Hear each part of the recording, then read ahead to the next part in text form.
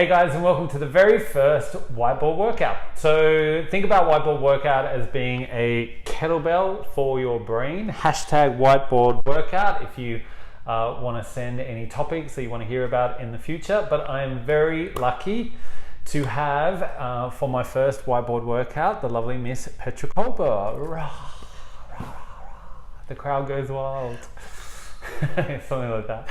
And the reason I thought Petra would be perfect, not only was she in town, but as the author of The Perfection Detox, available at all good bookstores near you, then I thought this was great because it's been probably one of the biggest things I've had to work on in life, and that is my perfectionistic tendencies. The idea that I set these kind of unrealistic goals, which sometimes I do actually achieve them, but for the amount of time and for the stress that it takes, I thought it was a pretty good topic to kick off this first one.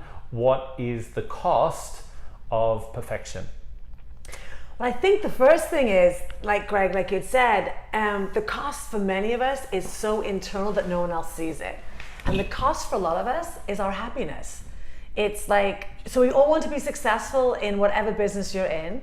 And some of you watching might have met me and Greg through the fitness business, and let me tell you, for the disease of perfectionism, nothing is a better breeding ground than fitness, because what do we sell? Perfect body, perfect life, perfect six-pack, success. So we almost have to step back and separate ourselves from the message that we have been selling to the detriment of often the people who really need our help. But like you had said, you set these unrealistic standards, but even if you do reach them, for most of us, that if you do reach them, oh, that was luck.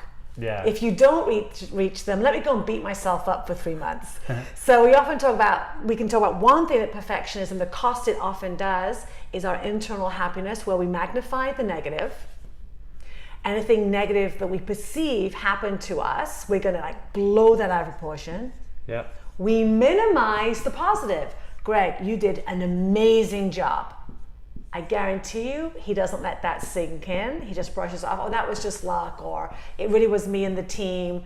And then we also we kind of make up these beliefs about how the world sees us with only half the information and not based on the facts. And as you and I know, because we both study neuroscience, doesn't matter. What we tell the brain, it will take on as true, and that's where our life goes.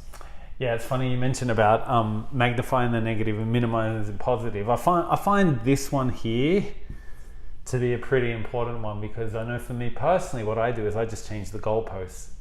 I literally will have something that by any accounts, by anybody's standards, should be a major success.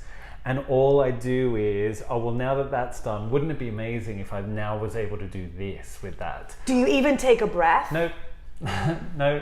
Like when I finished the Life Hack program, it comes with a big workbook that we put a lot of time into, and in itself, when I saw it as a printed product for the first time, like whilst I was incredibly proud, I did just go, well, now I have to do this. Now I have to go sell it. Now I have to go find somebody who's going to be interested to do it. And I'm like, you're not taking any amount of time to allow this to sink in. And I think that's oftentimes why we feel burnt out. When we are all forward moving people. You wouldn't be watching this with Greg if you weren't, but we also have to pause and look back sometimes and reflect on how far we've come. Otherwise, we're working, striving, and the cost will not only be the lack of your own happiness, is going to be burnout. Because as a human, we are conditioned to also have moments of high stress, high work, moments of deep recovery and reflection. And all we're doing is like, let's go for the next goalpost, let's go for the next golden ring, let's go. And again, it's human nature. And I think this is something you and I, because you're from Australia and I'm from England, there's also the tall poppy syndrome. Yeah. Well, don't rest on your laurels. Who do you think you are? Don't get too big for your britches. So I think that's another, it can be cultural too, but all of us, all of you listening, we could all afford, I think, it's not egoic, but pride is a really powerful emotion that fuels our wellness and our motivation tank to create the next good thing. to put into the world. Yeah, it is a double-edged sword, because I think growing up culturally where you're like, oh, pull your head in, don't be so la-di-da about everything. What gives you the right, or what makes you so special?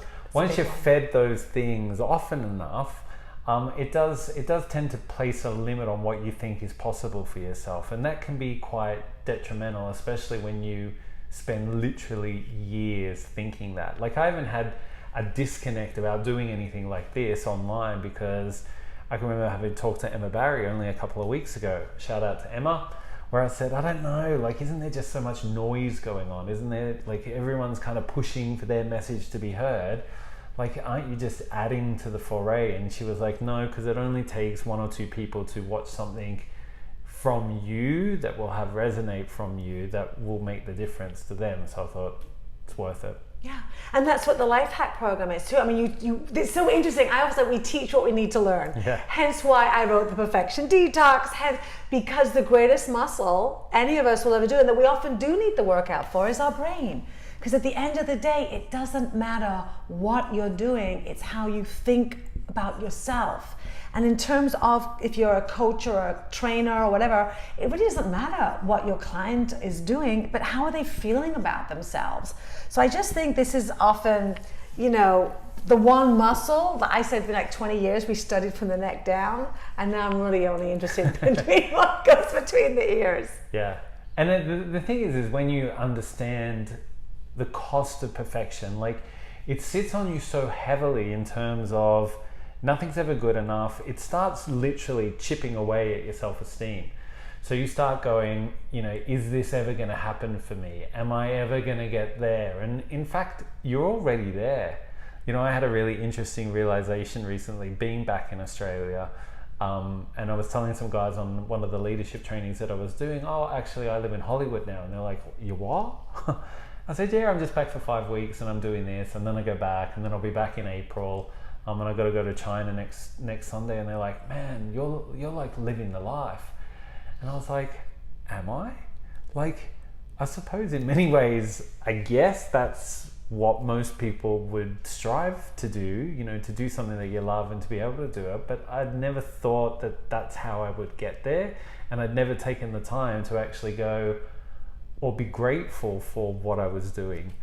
Instead, it was like, it'll only be good when I do more of it. It'll only be good when I get paid for more of it. It'll only be good when I get to expose more people to some of the products or whatever. And I'm like, man, you need to take a serious, mental slap and just take stock with what you've got already. Yeah, I think also too, we are all teachers at heart, a student all the time, teachers some of the time. And what happens is when it does, the cost that for most of us, including Greg and myself, is what it does, it costs the people that you're meant to be serving, because it stops you from getting your message out there. So, none of us like selling, none of us like promoting ourselves, but if we flip the switch and, it's not about having the perfect message, but it's how can we make people feel less alone on the journey, and that is normally teaching to your greatest pain point, which for me was perfectionism for many years. Oh, I can't write this low. You can. So what does it cost also to the people that you're serving? If you don't ship, if you're waiting for it to be perfect, it's never going to go out there. And the greatest cost is, it's not a selfish thing, it's a selfless thing. The greatest cost is you are not sharing the message, the great work, my great work, your great work with the very people that need it. And every time we doubt ourselves, it's one more day that we are stepping between ourselves and the people we're meant to be helping. So this is Petra's book, The Perfection Detox, available at all good bookstores globally. What would you say is your biggest key takeaway from The Perfection Detox? Like, how, if people was to say, I should just start with this one thing, what would it be? First thing is awareness, because if you're not aware, how can you take action on what you're oblivious to? First thing is with kindness, without judging yourself, just notice. Ask yourself this question. When I have these thoughts about the work that I do, about myself, does it bring me more joy or does it suck the joy out of me? and use that just as an awareness tool. And if more of your thoughts are sucking the life out of you yourself, the thoughts especially that you have about yourself, maybe it's then time to take some action to be kinder to yourself, because the better you treat yourself, the more likely you are going to be able to treat those that you love on a higher and more deeper and authentic level. Great advice. So with that in mind, thanks for joining us. Quick recap. The cost is really the internal cost of happiness. So what does that mean to you? Ultimately, it's going to lead to a cost of burnout. Tendency to get to that point is that we magnify the negatives and somewhat minimize the positives, which I think is a really important point. The reframe or the flip would be to actually think about yourself as serving other people. So what is it that you've got that you can do to serve others? And by not serving them, what is the cost not only to you, but also to them for not hearing the message? As always, the greatest muscle is the brain. And one of the first key steps is going to be that awareness piece. So good luck. We'll see you, I'll see you next time. Hopefully we'll cross paths again. Just sneak back in at some other point. You can definitely join us at Petra Kolber, at Greg Seller, www.petrakolber, K. That was imperfect. KOLBER.com, petrakolber.com, and Greg Seller, SELLAR.com. Also, if you're interested, head to that website. I've got a little email sign up there. If you leave your email, then what I'll do is I'll send you I think there's about 8 to 10 articles in there, all on the science of high performance. It's my Coaching for High Performance e-magazine, which is a free download. So head over there. Thank you, Petra. You're welcome. Thank you, guys. Thank you, you guys. And we will see you next time. Got a